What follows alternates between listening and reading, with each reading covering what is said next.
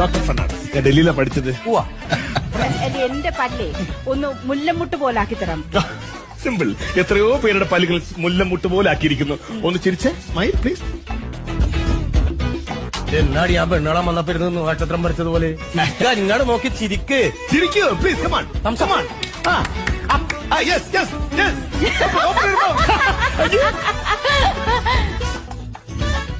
രണ്ട് കെട്ടിയിട്ടുണ്ടല്ലേ?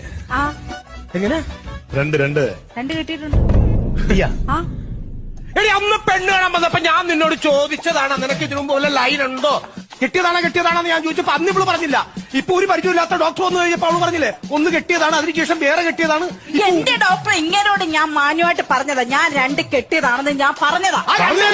മനഃപൂർവ്വമല്ലേ എന്റെ തലയിലെടുത്തേക്ക് വെച്ച് തന്നത്. ഒന്ന് പെണ്ണ് കാണാൻ വന്നപ്പോ അതിന് മുമ്പേ ഞാൻ കെട്ടിയതാ, അതിന് ശേഷം ഇങ്ങനെ കൊണ്ടുപോയി എന്നെ കെട്ടിച്ചത്. അത് മേളം പറഞ്ഞു കഴിഞ്ഞു. എന്ത് പറഞ്ഞു കഴിഞ്ഞു? രണ്ട് കെട്ടിയെന്ന് പറഞ്ഞില്ലേ?